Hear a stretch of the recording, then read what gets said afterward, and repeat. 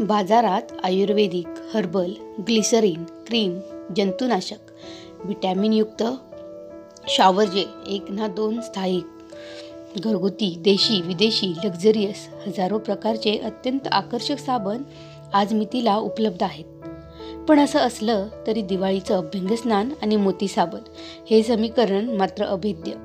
उटणं, सुवासिक द्रव्य यांचं पारंपरिक अभ्यंगस्नानात महत्त्व आहेच, पण मोती साबणाशिवाय हे स्नान अपूर्ण वाटावे इतका हा ब्रँड दिवाळीशी जोडला गेला आहे. अभ्यंगस्नानासाठी मोती साबणाची ही परंपरा कशी आणि कधी सुरू झाली आहे हे जाणून घेणं फारच रोचक आहे. चला तर मग पाहूया.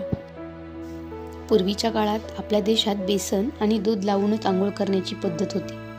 पण स्वातंत्र्याच्या आधीच्या काळात काही साबण बाजारात आले होते आणि लोकांमध्ये साबणाविषयी आकर्षण निर्माण व्हायला लागलं होतं. या दरम्यान गोदरेज कंपनीचे मालक म्हणजे अर्देशीर गोदरेज यांनी सर्जिकल उपकरण बनवण्याचा व्यवसाय सुरू केला होता. पण तो काही फारसा चालला नाही, म्हणून दुसरा व्यवसाय करण्याच्या विचारात ते होते आणि त्याच वेळी त्यांच्या लक्षात आलं की साबण बनवताना त्यात प्राण्यांची चरबी वापरली जाते, त्यामुळे अनेक लोक साबण वापरत नाही. म्हणून मग अथक परिश्रम घेऊन त्यांनी जगातलं पहिलं वनस्पती तेल बनवलं आणि त्यापासून साबणाची निर्मिती केली. आश्चर्याची गोष्ट म्हणजे या साबणाची जाहिरात सर रवींद्रनाथ टागोरांनी केली होती. Mahatma Gandhi, doctor governor general Chakravarti Rajagopalachari या सगळ्यांनी या साबणाची खूप प्रशंसा केली होती. पुढच्या काळात हमाम, लाईफबॉय यासारखे साबण आले आणि त्यांना मागणीही खूप निर्माण झाली.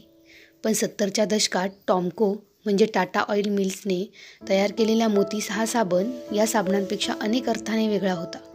चौकोनी वड्यांच्या आकारात येणाऱ्या साबणांच्या काळात मोती आकाराने मोठा आणि गोल होता.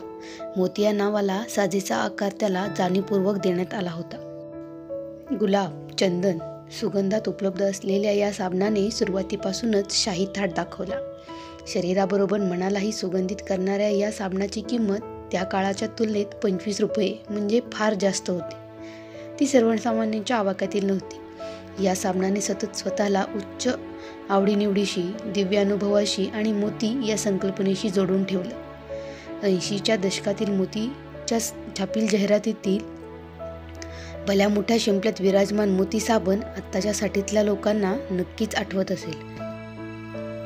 पहिल्यापासूनच हा साबण बऱ्यापैकी लोकप्रिय होता, मात्र तो 1993 साली टॉमको कंपनी हिंदुस्तान लिव्हर कंपनीत समाविष्ट झाली आणि मोती साबणाला सोन्याचे दिवस आले. म्हणजे काय झालं तर तेव्हा मार्केटिंगच्या कुठल्या तरी हस्तीने या साबणाला दिवाळीच्या मंगल आणि पवित्र संकल्पनेसोबत जोडलं आणि दिवाळी आणि मोती हे नातं दृढ झालं. दिवाळीसोबतच इतर धार्मिक कार्यात पणही हा साबण वापरावा यासाठी बरेच प्रयत्न झाले, पण त्याचा फारसा उपयोग झाला नाही. मग मधल्या काही वर्षात कंपनीचं या साबणाकडे तसं दुर्लक्षच झालं. अनेक विश्लेषकांनी तर हा ब्रँड अपयशी ठरला असाही शिक्का मारला. पण 2013 मध्ये उठा उठा दिवाळी आली, मोती स्नानाची वेळ झाली ही अलाम काकांची जाहिरात आली आणि मोती साबणाला परत झळाळी प्राप्त झाली. टिपिकल चाळीचं वातावरण, वयस्कर, तरुण, बाल अशा तिन्ही पिढ्यांचा खुबीने जाहिरातीत केलेला वापर आणि मुख्य म्हणजे उठा उठा दिवाळी आली ही पंचलाईन, या सगळ्या गोष्टींनी त्यावेळच्या 40शीतल्या लोकांना आपल्या भूतकाळात, बालपणीतल्या दिवाळीत नेलं आणि मोती साबणाचा वर्तमानातला खप प्रचंड वाढला. मोती साबण ही आपली जुनी एक परंपरा आहे असं वातावरण तयार केलं गेलं. याच काळात सोशल मीडिया प्रभावी झाला होता. उठा उठा दिवाळी आली या पंचवर इतके विनोद समाज माध्यमांवर फिरले की वर्षभर गुडूप झालेला मोती साबण दिवाळीत मात्र तेजीत आला. तुम्ही दिवाळीत कोणता साबण वापरला ते कमेंटमध्ये नक्की सांगा आणि आपल्या चॅनलला सबस्क्राईब करायला विसरू नका.